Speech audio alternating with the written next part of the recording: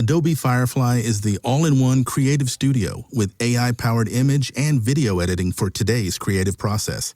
Built for creators of every kind, Firefly helps you generate, edit, and experiment fast. Because the asks aren't getting smaller, the budgets aren't getting bigger, and the timelines, oh yeah, still tight. With all the best creative AI models in one place, Firefly brings your ideas to life. Unlock a better way to make with Adobe Firefly. ¿Por qué el mismo diablo disputó el cuerpo de Moisés con el arcángel Miguel? La Biblia menciona en Judas 1:9 un conflicto espiritual tan intenso que el arcángel Miguel tuvo que enfrentar a Satanás por el cuerpo del gran libertador de Israel. ¿Qué había de tan especial en el cuerpo de Moisés? ¿Cuáles eran las verdaderas intenciones del enemigo? En este estudio revelador, desentrañaremos uno de los episodios más misteriosos de las Escrituras y descubriremos verdades poderosas que transformarán tu comprensión acerca de las batallas espirituales y del cuidado de Dios para con sus siervos. ¿Quién fue Moisés y por qué su cuerpo sería tan importante?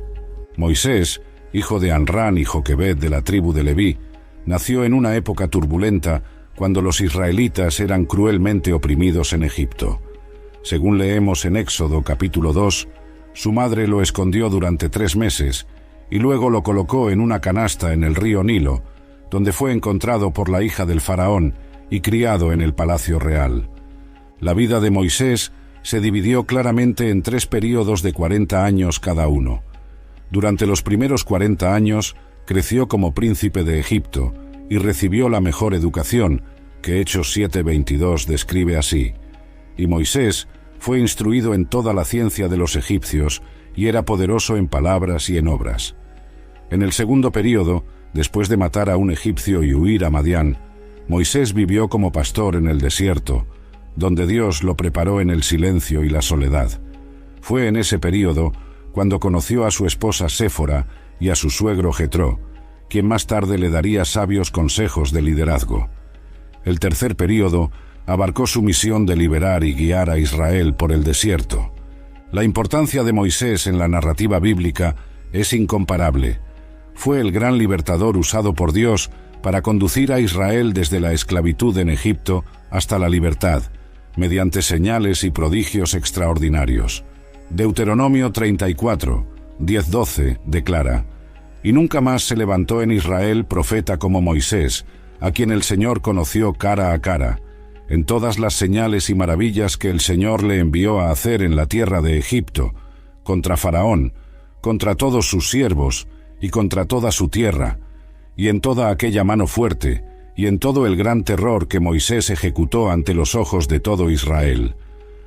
El mismo Dios dio testimonio sobre el carácter singular de Moisés en Números 12, 6-8, y él dijo: «Oíd ahora mis palabras, si entre vosotros hay profeta, yo, el Señor, en visión a él me daré a conocer, o en sueños hablaré con él. No así con mi siervo Moisés, que es fiel en toda mi casa. Cara a cara hablo con él, claramente y no por enigmas, pues él ve la forma del Señor». Moisés fue el mediador de la alianza del Sinaí, recibiendo directamente de Dios los 10 mandamientos y toda la ley que sería la base de la nación de Israel. También fue autor de los primeros 5 libros de la Biblia, el Pentateuco, estableciendo los cimientos de la revelación escrita de Dios. Su intercesión continua en favor de Israel ante Dios salvó a la nación en múltiples ocasiones, como después del incidente del becerro de oro, Éxodo 32, y en la rebelión de Coré, Números 16. La intimidad única que Moisés tenía con Dios se describe en Éxodo 33, 11. «Y hablaba el Señor a Moisés cara a cara, como habla cualquiera a su amigo». Esta cercanía producía manifestaciones visibles, como cuando su rostro resplandecía tras haber estado en la presencia divina, Éxodo 34, 29-35. El poder que fluía a través de Moisés era extraordinario.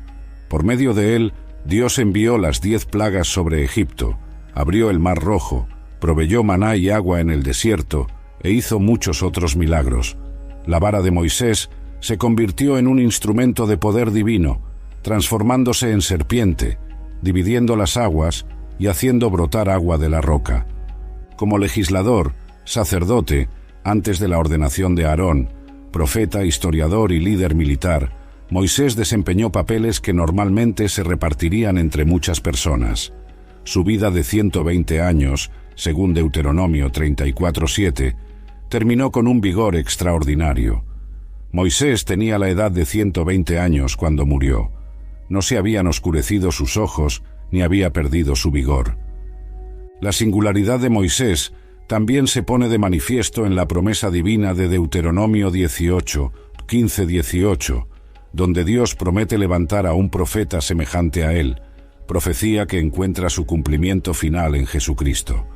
Este paralelo entre Moisés y Cristo se reconoce en el Nuevo Testamento, especialmente en Hebreos 3:1-6, donde ambos son comparados, siendo Cristo superior como hijo sobre la casa, mientras Moisés fue fiel como siervo.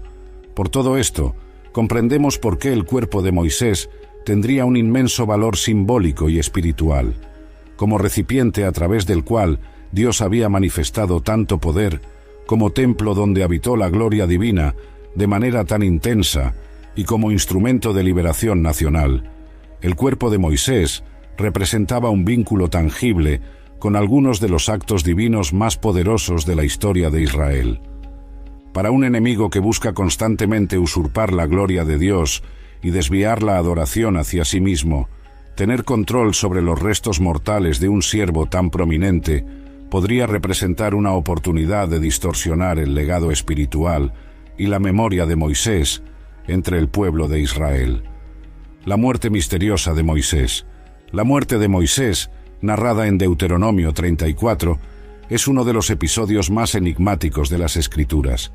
Después de servir fielmente a Dios y guiar a Israel durante 40 años en el desierto, el gran líder no pudo entrar en la tierra prometida.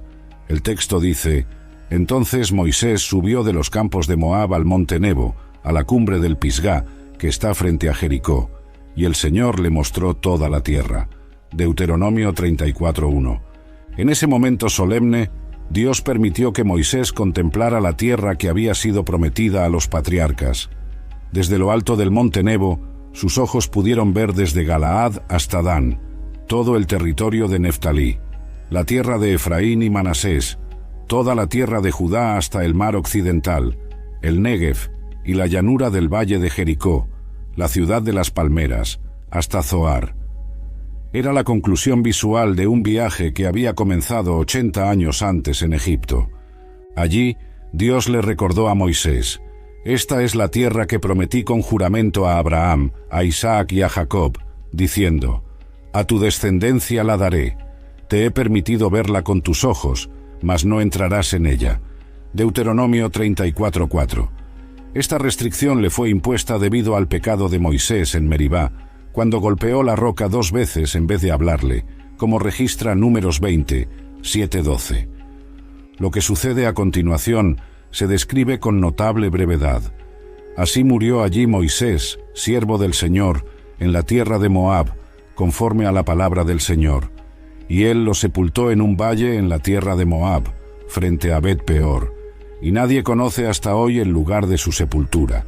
Deuteronomio 34:5-6. Estas palabras contienen algunos de los elementos más misteriosos sobre la muerte de Moisés. Primero, murió conforme a la palabra del Señor, expresión hebrea que algunos estudiosos traducen como «por el beso de Dios», lo cual sugiere una muerte pacífica y sin sufrimiento. Segundo, fue el mismo Dios quien lo sepultó, algo sin precedentes en toda la Escritura. Tercero, el lugar exacto de su tumba permaneció desconocido para los israelitas. ¿Por qué Dios ocultaría el lugar del entierro de un líder tan importante? La explicación más consistente con el texto bíblico se relaciona con la tendencia de Israel a la idolatría.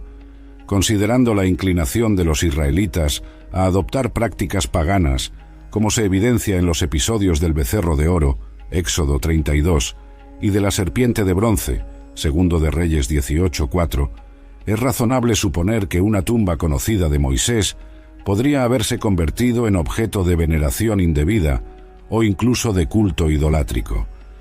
El entierro divino de Moisés establece un contraste importante con las prácticas egipcias que él conoció en su juventud. En Egipto, los cuerpos de líderes importantes eran embalsamados, conservados en tumbas elaboradas y con frecuencia venerados.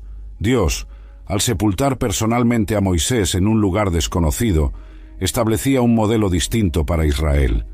El aspecto más notable de este relato es que Moisés murió con toda su fuerza. Deuteronomio 34:7 registra: Moisés tenía la edad de 120 años cuando murió. No se habían oscurecido sus ojos, ni había perdido su vigor.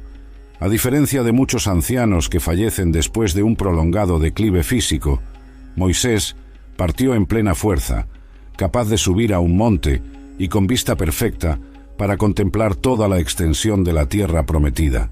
La tradición judía añadió detalles al relato bíblico mediante obras como el Libro de los Jubileos y la Asunción de Moisés, textos no canónicos que recogen tradiciones orales judías. En esas obras se habla de ángeles presentes en el momento de la muerte de Moisés y de una disputa por su cuerpo. Es probable que el autor de Judas conociera estas tradiciones, dado el texto de Judas 1:9, que menciona explícitamente la contienda por el cuerpo de Moisés. Algunas tradiciones rabínicas sugieren que Moisés no experimentó la muerte como los demás hombres, sino que su alma fue separada de su cuerpo por un beso divino.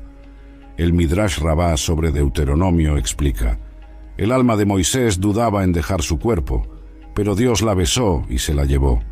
En el Targum de Pseudo Jonatán, una antigua paráfrasis aramea del texto bíblico, se sugiere que 4 ángeles prepararon la tumba de Moisés: Miguel, Gabriel, Uriel y Zagiel.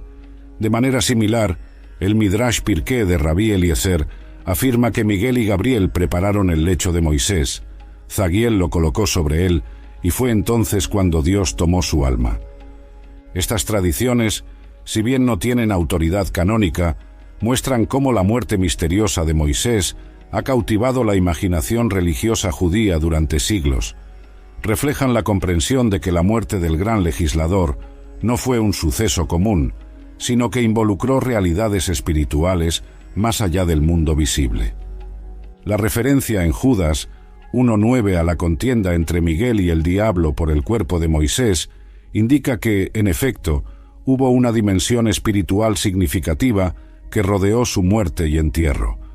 Esto sugiere que el cuerpo de Moisés poseía un valor o un significado especial en el ámbito espiritual, al punto de convertirse en el objeto de disputa entre fuerzas angélicas y demoníacas. La revelación en Judas 1:9, la corta carta de Judas, con apenas 25 versículos, contiene una de las referencias más intrigantes de las Escrituras acerca del cuerpo de Moisés. En el versículo 9 leemos: «Pero cuando el arcángel Miguel contendía con el diablo y disputaba acerca del cuerpo de Moisés, no se atrevió a proferir contra él juicio de maldición, sino que dijo: El Señor te reprenda». Para comprender bien este pasaje, necesitamos examinar su contexto. Judas, que se identifica como siervo de Jesucristo y hermano de Santiago, escribe para advertir a los cristianos sobre falsos maestros que se habían infiltrado en la iglesia. Estos enseñaban que la gracia de Dios permitía un estilo de vida de libertinaje moral. Desarrollando su argumento, Judas presenta 3 ejemplos históricos del juicio divino: los israelitas incrédulos que perecieron en el desierto, los ángeles que abandonaron su posición original y las ciudades de Sodoma y Gomorra. Luego, en el versículo 8, establece una conexión con los falsos maestros. No obstante, de la misma manera, estos soñadores contaminan la carne, rechazan la autoridad y blasfeman de las potestades superiores. Es en este punto que Judas introduce el episodio de la contienda por el cuerpo de Moisés, contrastando la actitud respetuosa del arcángel Miguel con la de los falsos maestros. El argumento es contundente. Si ni siquiera un arcángel se atrevió a pronunciar maldición contra el diablo, ¿cuánto más deberían los seres humanos respetar a las autoridades establecidas por Dios? Lo que hace especialmente intrigante este pasaje es que no hallamos referencia directa a esta disputa en los libros canónicos del Antiguo Testamento. Como ya mencionamos, Deuteronomio 34 solo relata que Dios sepultó a Moisés en un lugar desconocido.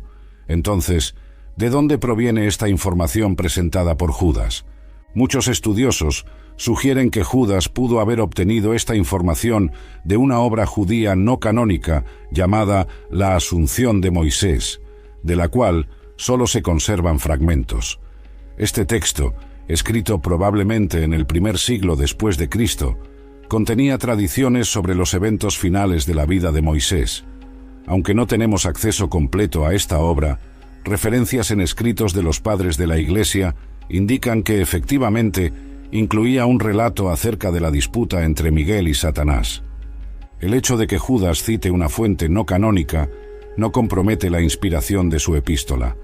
El Espíritu Santo pudo haber guiado al autor a seleccionar un elemento verídico preservado en la tradición para ilustrar su argumento. De forma parecida, Pablo cita poetas griegos en sus epístolas, Hechos 17:28, Tito 1:12, sin respaldar todo el contenido de aquellas obras. El griego original en Judas 1:9 tiene matices importantes.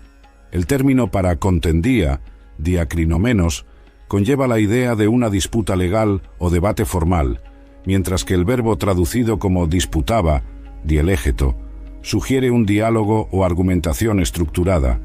Esto indica que no se trataba de un enfrentamiento físico, sino de una contienda basada en argumentos, quizás sobre derechos o jurisdicción, en torno al cuerpo de Moisés. La expresión no se atrevió a proferir juicio de maldición, oukaetolmesen krisin epenenkein blasfemías, también es significativa. El arcángel Miguel, aún frente al adversario, se mantuvo dentro de los límites de su autoridad y recurrió a la autoridad superior de Dios con la declaración: «El Señor te reprenda». Esta frase específica tiene un paralelo en Zacarías 3:2, donde el ángel del Señor utiliza las mismas palabras contra Satanás cuando éste acusa al sumo sacerdote Josué. La designación de Miguel como arcángel, archágelos, es una de las pocas menciones a él en la Biblia, siendo las otras en Daniel 10:13, 21, 12, 1 y Apocalipsis 12:7. En Daniel, Miguel se describe como uno de los principales príncipes y vuestro príncipe, lo que indica su posición destacada en la jerarquía angélica y su relación especial con Israel.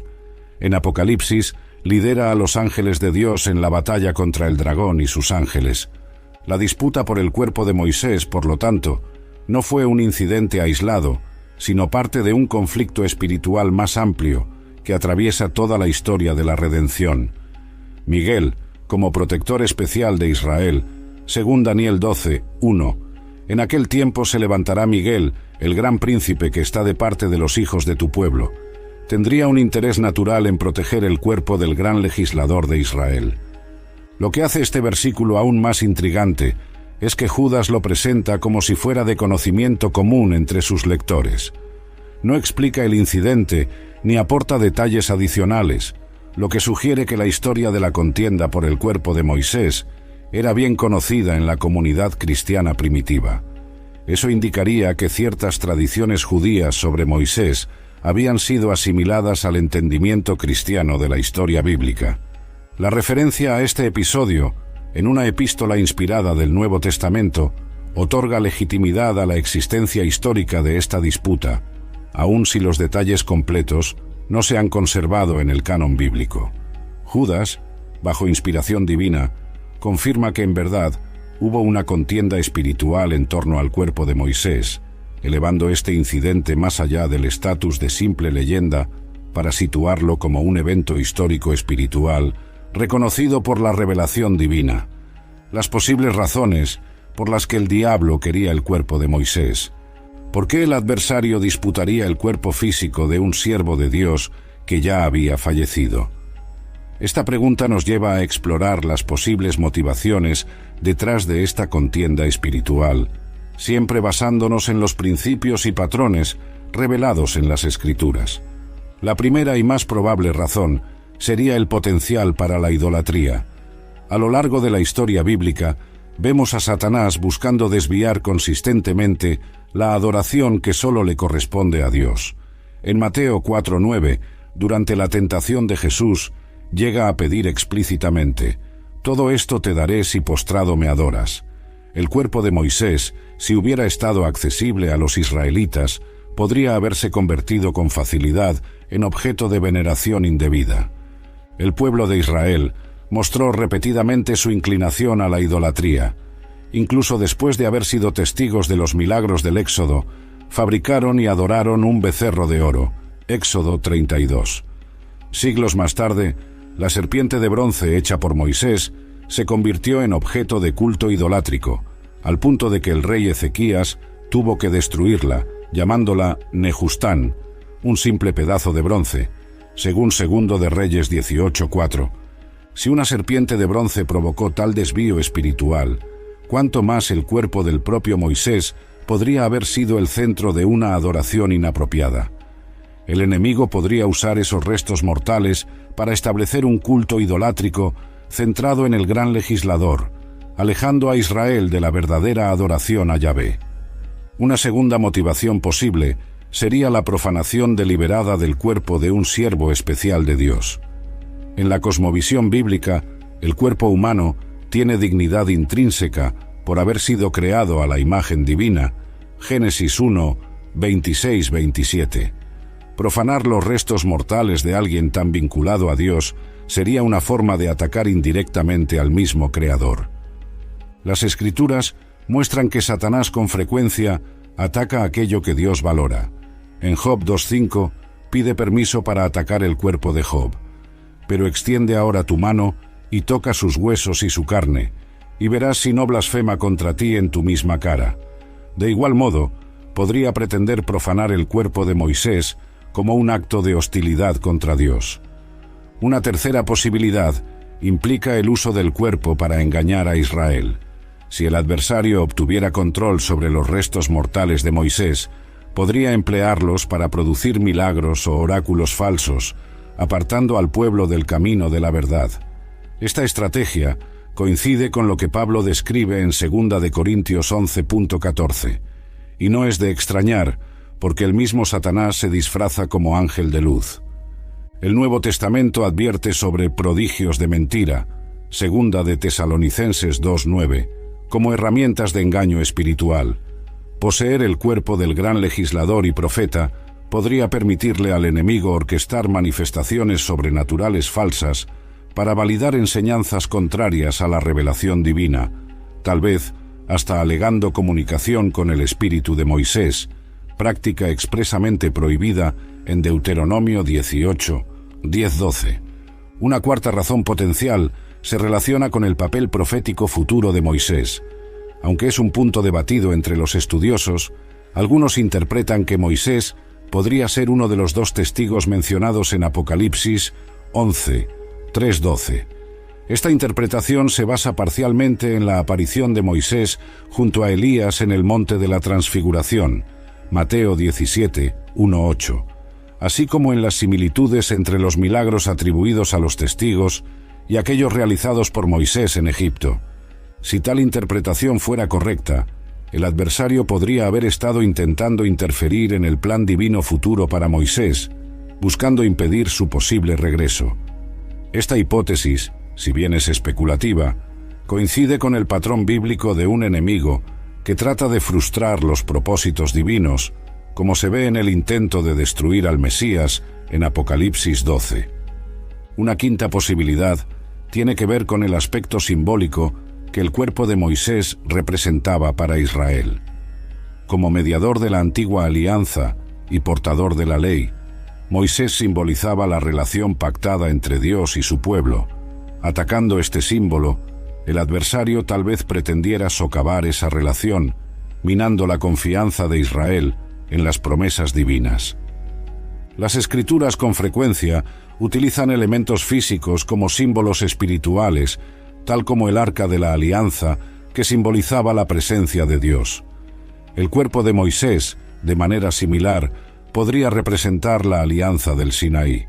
Al buscar control sobre esos restos, el enemigo estaría atacando simbólicamente la propia alianza.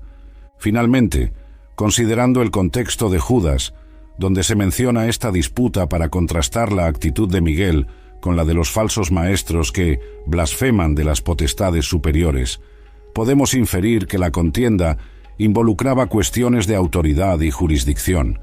El diablo podría haber estado desafiando la autoridad divina sobre el cuerpo de alguien que sirvió tan fielmente a Dios. En todas estas posibilidades vemos un patrón coherente con la naturaleza y estrategias del adversario reveladas a lo largo de las Escrituras: desviar la adoración de Dios, profanar lo sagrado, engañar a los elegidos, interferir en los planes divinos, atacar elementos simbólicos de la alianza y desafiar la autoridad establecida por Dios. Cualquiera de estas motivaciones, o una combinación de ellas, podría explicar el interés por el cuerpo de Moisés. La intervención del arcángel Miguel. Miguel ocupa una posición singular en la jerarquía angélica revelada por las Escrituras. Su nombre, derivado del hebreo Micael, significa ¿quién es como Dios?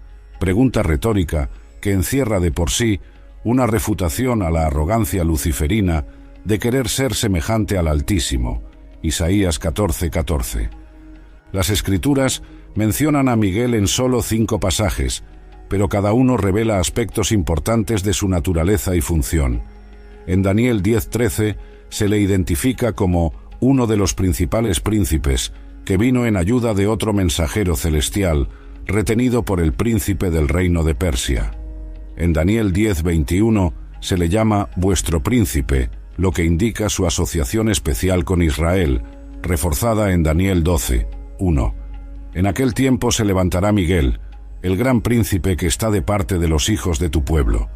En Apocalipsis 12:7, Miguel lidera a las huestes celestiales contra el dragón y sus ángeles. Entonces se libró una gran batalla en el cielo. Miguel y sus ángeles combatían contra el dragón, y combatía el dragón y sus ángeles. Finalmente, en Judas 1:9, lo encontramos disputando con el diablo por el cuerpo de Moisés. Estos pasajes revelan 3 funciones principales de Miguel: protector especial de Israel, guerrero celestial contra las fuerzas de las tinieblas y respetuoso de la autoridad divina. Es esta última función la que vemos en Judas 1:9. Al intervenir en la cuestión del cuerpo de Moisés, Miguel no actúa por iniciativa propia, sino como representante de la autoridad divina. Su declaración, «El Señor te reprenda», demuestra su reconocimiento de la jerarquía espiritual y su sumisión a la soberanía divina. En lugar de apoyarse en su propia fuerza o posición, Miguel apela a la autoridad superior. Esta misma expresión aparece en Zacarías 3:2, donde el profeta ve al sumo sacerdote Josué ante el ángel del Señor, con Satanás a su derecha para acusarlo, y dijo el Señor a Satanás: «El Señor te reprenda, oh Satanás. Sí, el Señor que ha escogido a Jerusalén te reprenda».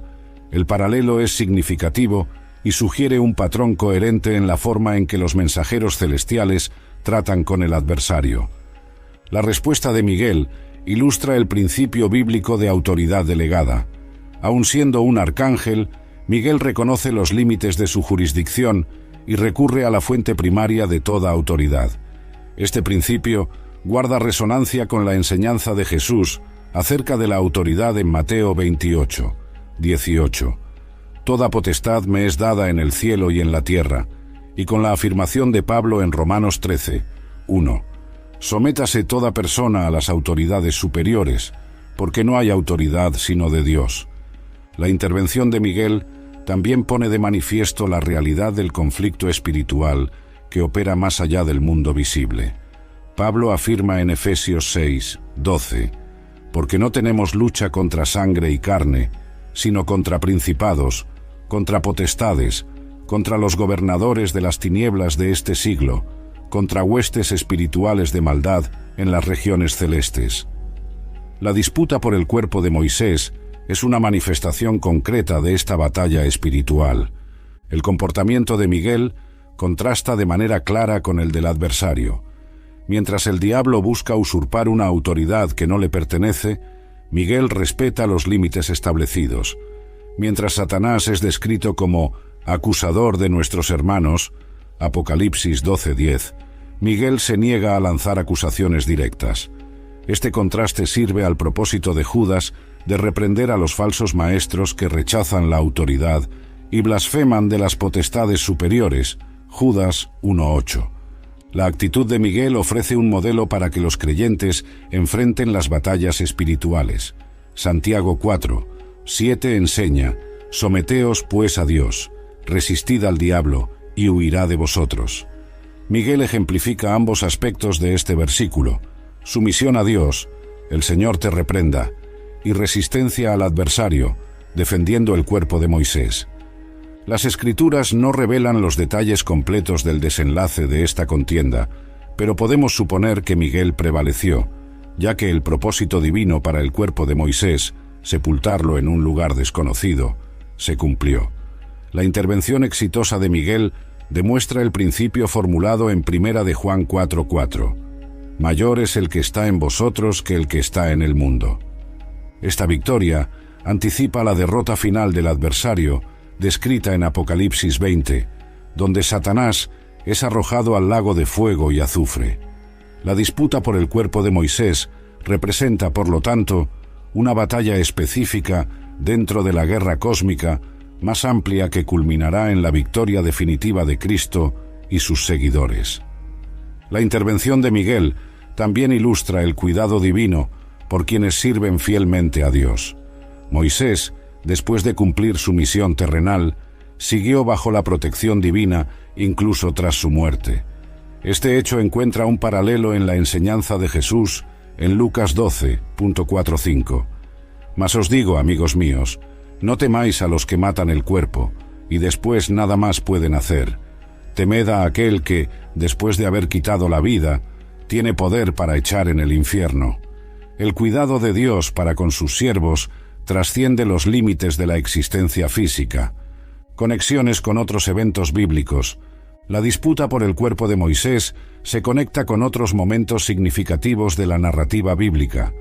El más notable de ellos ocurre en el Monte de la Transfiguración, donde Moisés aparece visiblemente junto a Elías, conversando con Jesús ante los discípulos Pedro, Santiago y Juan.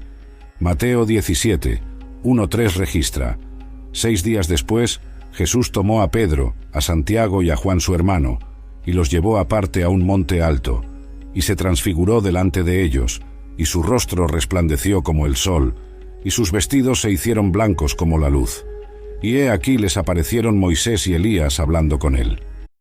At IKEA, your dreams can come true. Well, maybe not the ones where you're being chased by a monster. We're talking about kitchen dreams. And there are IKEA products and solutions for all of them. Whether it's a whole new kitchen, a statement glassware set, or just new cutlery.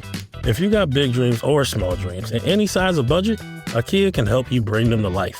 Visit IKEA.us/dreamkitchen to learn more. Dream the possibility.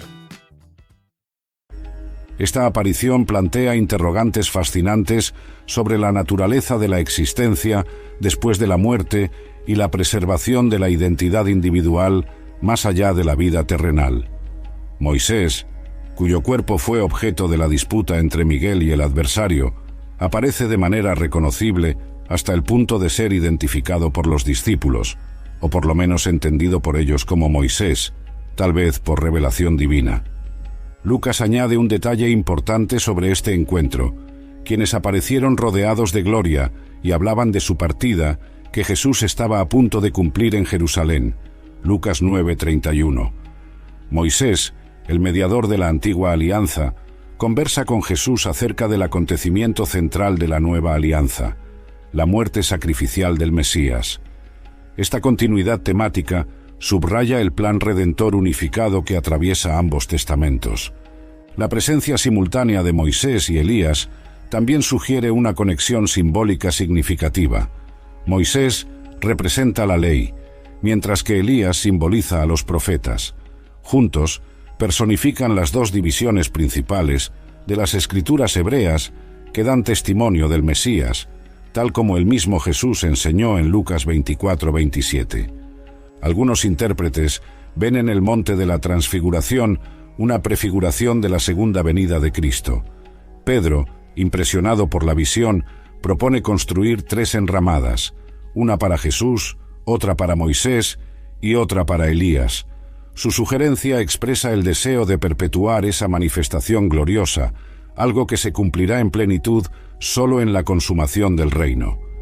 Otra conexión significativa aparece en Apocalipsis 11, donde Juan describe a 2 testigos que profetizarán durante el período de la gran tribulación. Aunque no se les identifica por nombre, sus características y acciones recuerdan fuertemente a Moisés y Elías. Y daré a mis 2 testigos que profeticen por 1260 días vestidos de cilicio. Estos tienen poder para cerrar el cielo, a fin de que no llueva en los días de su profecía, y tienen poder sobre las aguas para convertirlas en sangre, y para herir la tierra con toda plaga, cuantas veces quieran. Apocalipsis 11:3, 6. El poder de herir la tierra con plagas remite a los juicios que Moisés trajo sobre Egipto, mientras que la autoridad para cerrar el cielo para que no llueva recuerda el ministerio de Elías. Esta interpretación sugiere la posibilidad de que Moisés desempeñe un papel futuro en el plan redentor. Los paralelos entre la disputa por el cuerpo de Moisés y otros conflictos espirituales en las Escrituras también arrojan luz. En Zacarías 3, 1-5, el sumo sacerdote Josué está ante el ángel del Señor, con Satanás a su derecha para acusarlo. El ángel utiliza la misma frase que Miguel: «El Señor te reprenda, oh Satanás». Daniel 10 describe otra batalla espiritual que involucra a Miguel. Un mensajero celestial le explica a Daniel que su oración fue oída desde el primer día, pero el príncipe del reino de Persia le resistió durante 21 días, hasta que Miguel vino en su ayuda. Este pasaje muestra cómo los conflictos espirituales pueden afectar eventos en el reino terrenal, un tema que también subyace en la disputa por el cuerpo de Moisés. La muerte y arrebatamiento de Elías ofrece un contraste interesante con el caso de Moisés. Mientras el cuerpo de Moisés fue sepultado por Dios en un lugar desconocido, Elías fue llevado al cielo en un torbellino. He aquí un carro de fuego con caballos de fuego los separó a los dos, y Elías subió al cielo en un torbellino. Segundo de Reyes 2:11. En ambos casos, no obstante, hubo intervención divina directa en el destino final del cuerpo físico. El significado espiritual de esta batalla. La contienda por el cuerpo de Moisés va más allá de un suceso puntual, revelando principios fundamentales sobre el conflicto espiritual que impregna la historia humana. Esta batalla nos enseña acerca de la naturaleza continua de la guerra por los legados espirituales y la memoria de los siervos de Dios. El adversario con frecuencia intenta distorsionar, manipular o destruir el legado de quienes han servido fielmente al Señor. Lo vemos a lo largo de la historia bíblica y de la Iglesia. Jeremías se enfrentó a falsos profetas que contradecían su mensaje. Pablo advirtió que, después de mi partida, entrarán en medio de vosotros lobos rapaces que no perdonarán al rebaño. Hechos 20, 29. La disputa por el cuerpo de Moisés representa este mismo intento de comprometer el legado de un siervo de Dios. En contraste, la intervención divina a través de Miguel muestra la protección sobrenatural que Dios extiende a quienes le sirven. El Salmo 116:15 declara: «Estimada es a los ojos del Señor la muerte de sus santos». Esta estima se hace visible en el cuidado del Señor por el cuerpo de Moisés, incluso después de su muerte. La batalla también pone de relieve la dignidad especial que Dios otorga al cuerpo humano. A diferencia de las filosofías que ven el cuerpo como una prisión del alma o un simple envoltorio temporal, la teología bíblica afirma su importancia como parte integral de la persona creada a la imagen divina.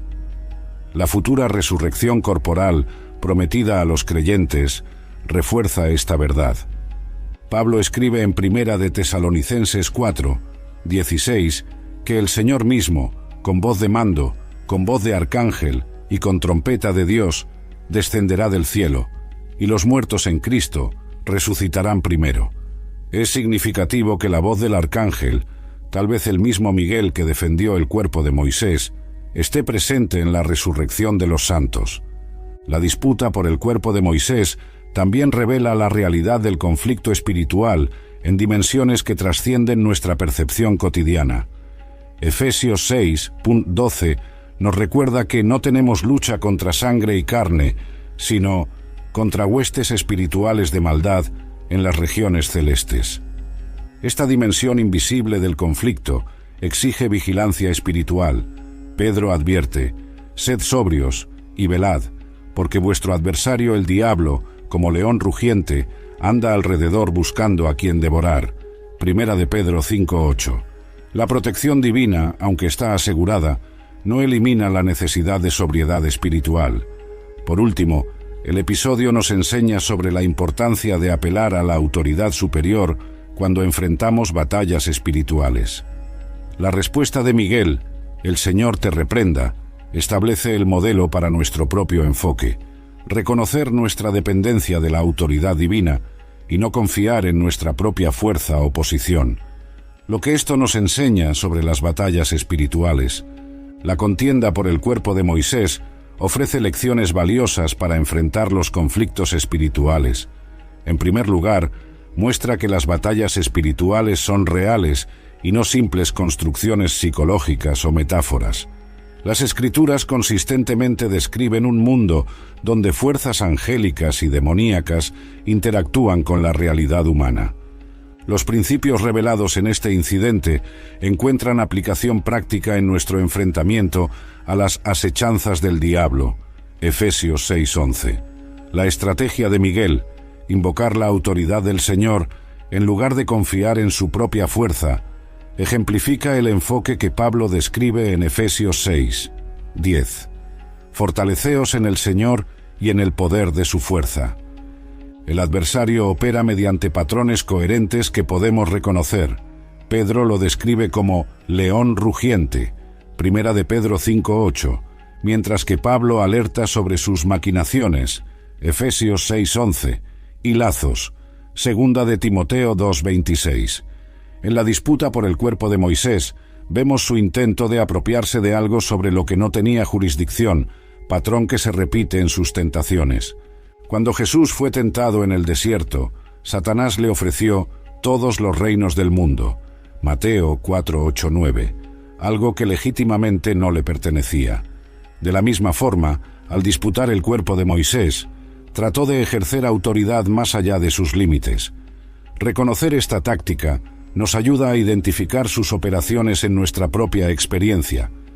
La batalla también ilustra el principio de territorialidad espiritual. Así como hubo una disputa por la jurisdicción en torno al cuerpo de Moisés, existen conflictos espirituales relacionados con personas, instituciones y áreas geográficas. Daniel 10 menciona al príncipe del reino de Persia, oponiéndose al mensajero divino, sugiriendo que fuerzas espirituales podrían estar asociadas a regiones específicas. Otro principio crucial es la conexión entre las batallas espirituales y los momentos de transición. La muerte de Moisés significaba una transición crítica para Israel. De modo similar, los períodos de gran cambio en nuestra vida con frecuencia intensifican el conflicto espiritual. Nacimientos, bodas, conversiones, llamados ministeriales y momentos de crecimiento espiritual a menudo atraen una oposición mayor. La contienda también revela la importancia de los métodos que empleamos en el conflicto espiritual. Miguel no recurrió a insultos o acusaciones, sino únicamente a la autoridad divina. Esto contrasta con enfoques sensacionalistas o manipuladores de la guerra espiritual que carecen de fundamento bíblico. La sobriedad y la reverencia caracterizan la verdadera batalla espiritual.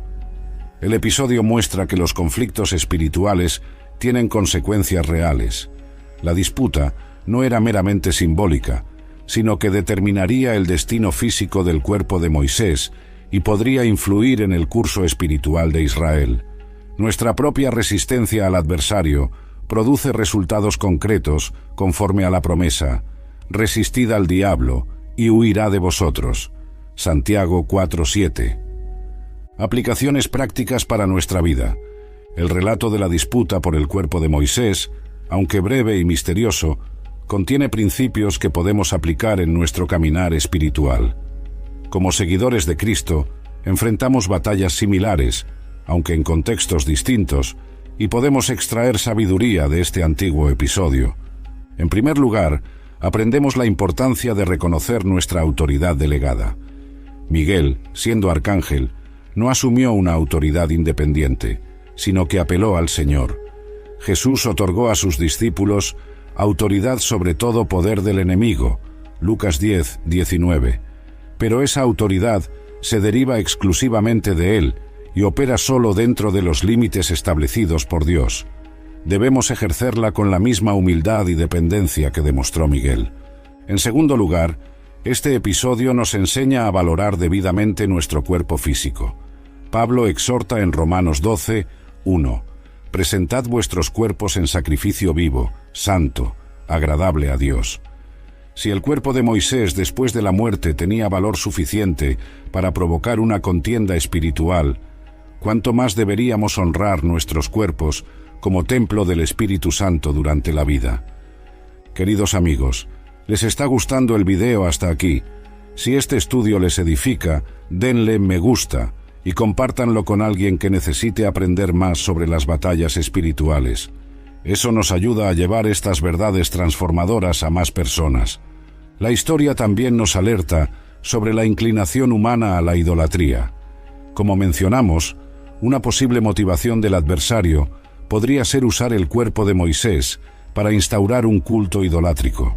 Este peligro sigue presente, manifestándose en la veneración excesiva de líderes espirituales, celebridades cristianas o tradiciones humanas. Jesús advirtió: «Guardaos de los falsos profetas», Mateo 7:15. Y Pablo mostró su desagrado cuando los creyentes decían: «Yo soy de Pablo» y «yo de Apolos», Primera de Corintios 1:12. Otro principio práctico se refiere a la forma de resistir al enemigo. La respuesta de Miguel, «El Señor te reprenda», ejemplifica el método descrito en Santiago 4:7. «Someteos pues a Dios, resistid al diablo, y huirá de vosotros». La resistencia espiritual genuina siempre empieza con sumisión a Dios y el reconocimiento de nuestra dependencia de Él.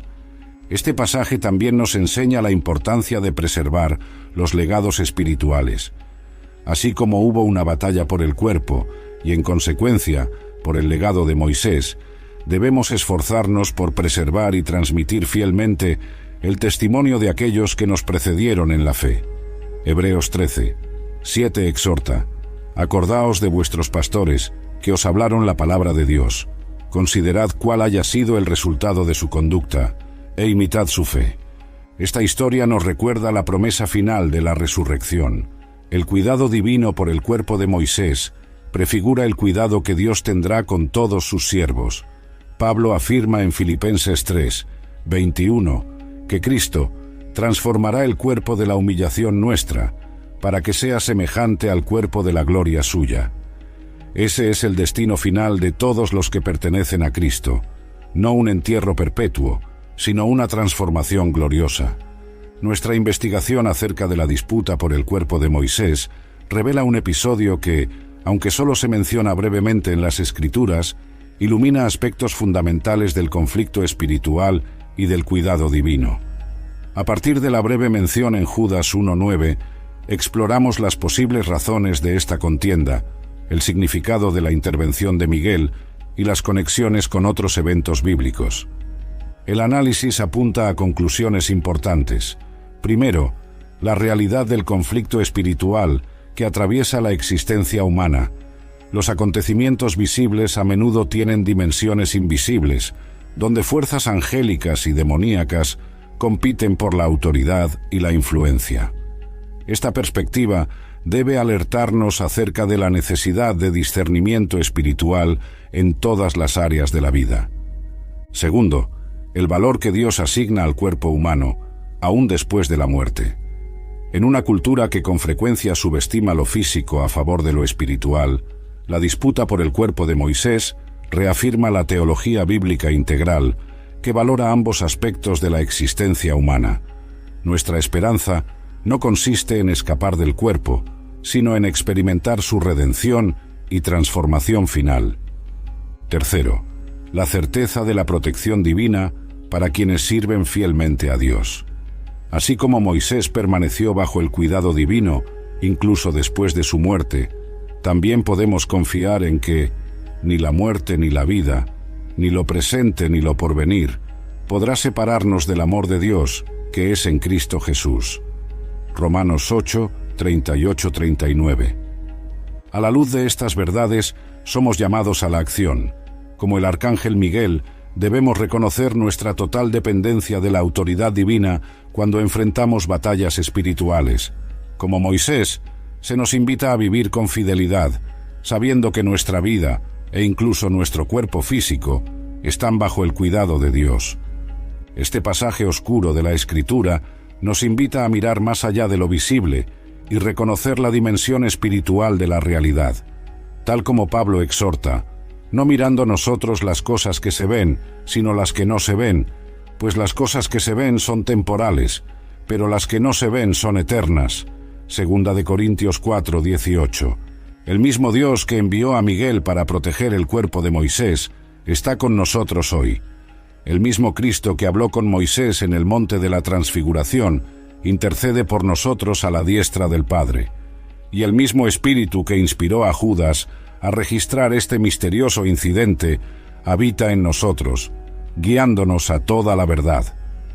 Al concluir este estudio, recordemos que formamos parte de la misma historia redentora en la que Moisés desempeñó un papel crucial. Somos receptores y transmisores de esta herencia espiritual.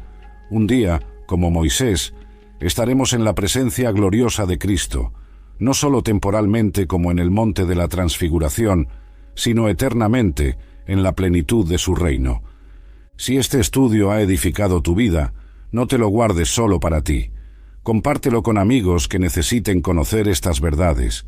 Mira también nuestros otros estudios bíblicos profundos y no olvides suscribirte al canal para recibir más revelaciones de la palabra de Dios. La sabiduría bíblica es como un tesoro que crece cuando se comparte.